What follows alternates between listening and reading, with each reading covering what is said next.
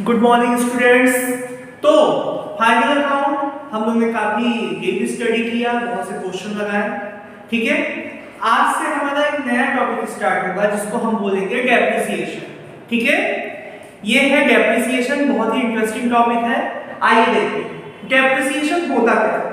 तो देखिए, सभी बिजनेस में जितने भी बिजनेस होते हैं उन सभी में कुछ ना कुछ फिक्स एसेट्स होता है। ठीक है, जितने भी आपके बिजनेस होते हैं उन सभी में कुछ ना कुछ फिक्स एसेट्स होता है। ये जो फिक्स एसेट्स होते हैं वो बिजनेस को चलाने के लिए, बिजनेस के सही से संचालन के लिए बहुत ही ज्यादा आवश्यक होते हैं। या आप ये कह सकते हैं कि इन फिक्स एसेट्स के बिना बिजनेस अच्छे से चल नहीं पाएगा।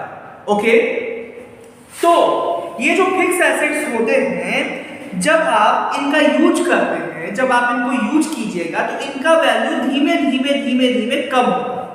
इसी कमी को बोलते हैं डेप्रिसिएशन और हिंदी में बोलते हैं ह्रास। ठीक है, यानी ध्यान दीजिएगा, फिक्स एसेट्स के परमानेंट यूज से उसकी वैल्यू में धीमे धीमे स्लोली कमी आती है। इस कमी को बोलते हैं डेप्रिसिएशन।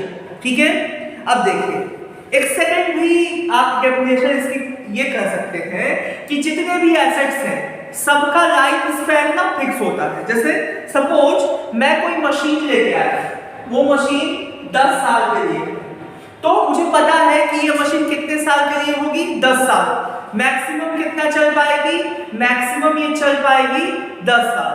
हमको ये बात पता है। ठीक है, तो मशीन की या एसेट्स की वैल्यू को, ठीक है, एसेट्स की वैल्यू को उस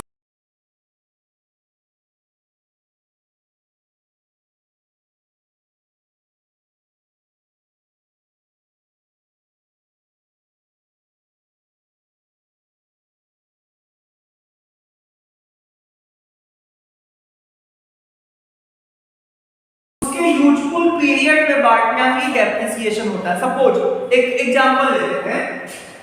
सपोज एक मशीन है, ओके, इसकी वैल्यू है 1 लाख। कितनी है, 1 लाख।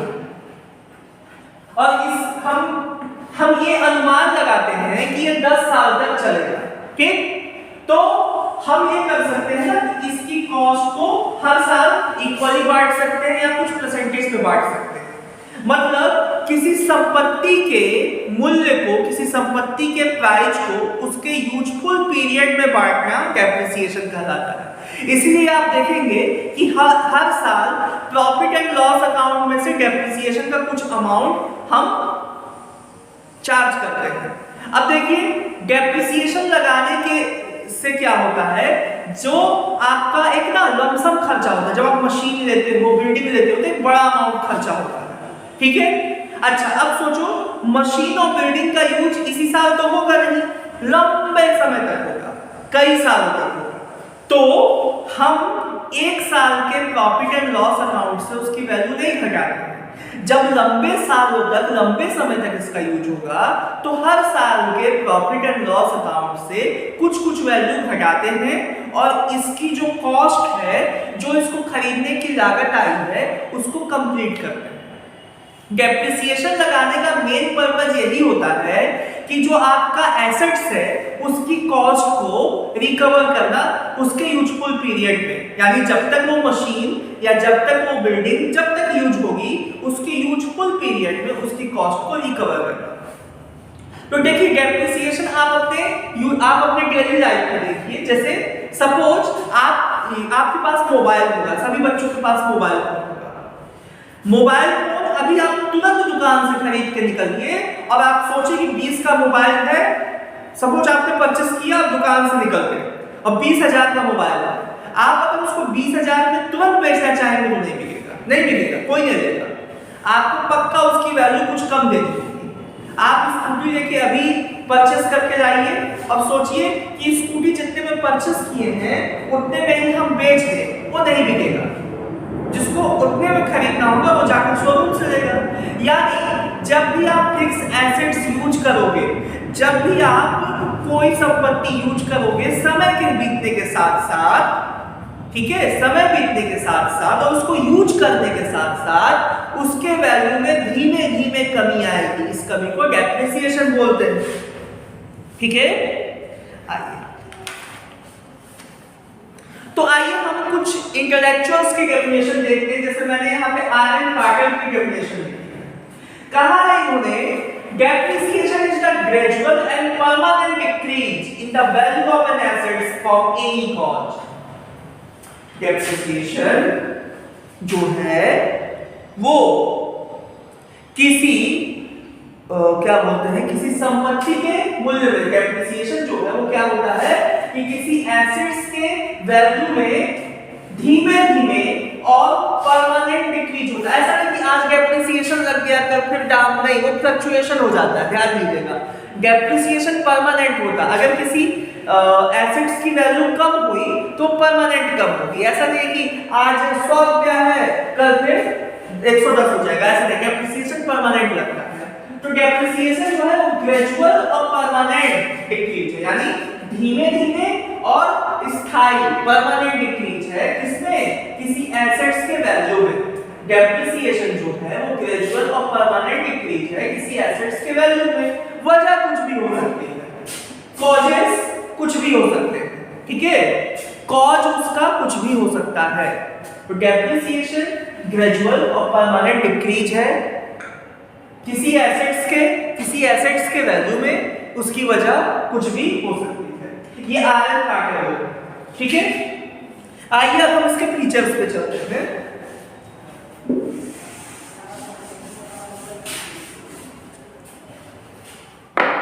तो क्या फीचर्स है, आइए देखिए।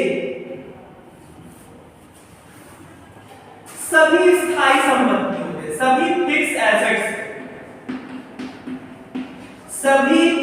एसेट्स पे डेप्रिसिएशन लगता ही लगता है, एक्सेप्ट दैट। अब हम ये आपसे पूछते हैं कि जमीन पे क्यों डेप्रिसिएशन नहीं लगता है? आखिर जमीन पे डेप्रिसिएशन लगता क्यों नहीं है? ये आपका होमवर्क है, आप कमेंट में बताइए, तो मैं अगले वीडियो में इसका आंसर दूंगा। ठीक है, तो फीचर्स क्या है? फिक्स एसेट्स, एक्सेप्ट लैंड, ये केवल फिक्स एसेट्स पे लगता है। ठीक है, लैंड पे नहीं लगता है। ठीक है, लैंड पे क्यों नहीं लगता है? इसका एक इंटरेस्टिंग आंसर है, उसे आपको देना चाहिए। ओके, ठीक। दूसरा इसका जो फीचर है वो ये है कि ये जो कमी है ना वो परमानेंट नेचर की होती है। परमानेंट, ऐसा नहीं कि आज डेप्रिसिएशन लग गया और 100 रुपया कम हो गया, कल 100 रुपया ज्यादा हो गया, ना, वो फ्लक्चुएशन तब हो जाएगा। वो डेप्रिसिएशन नहीं होगा, वो क्या होगा? फ्लक्चुएशन होगा। आगे देखिए, धीमे धीमे होने वाली और निरंतर प्रक्रिया है। ठीक है, ये धीमे धीमे होती है, ग्रेजुअली होती है, धीमे धीमे होती है और कॉन्टिन्यूअस होती है। कब तक होती है? जितना एसेट्स का लाइफ स्पैन है उतने में होती है ये, मतलब धीमे धीमे और कॉन्टिन्यू होने वाला प्रोसेस। उसके बाद देखिए, देखो ये एसेट्स का वैल्यूएशन नहीं करता। डेप्रिसिएशन लगाने का मकसद जो है एसेट्स का वैल्यूएशन करना नहीं होता, बल्कि क्या होता है, जो उसका यूजफुल पीरियड है उसमें इसकी कॉस्ट को बांटना होता है। ठीक है, जो भी यूजफुल पीरियड है इसमें संपत्ति की कॉस्ट को बांटना होगा। सपोज कोई संपत्ति 1 लाख की है और यूजफुल पीरियड उसका 10 साल है, तो हम हर साल 10-10 हजार रुपए घटा देंगे। तो इससे क्या होगा? संपत्ति की लागत भी वसूल हो जाएगी, कॉस्ट भी आपको मिल जाएगा और आपका संपत्ति भी यूज हो जाएगा।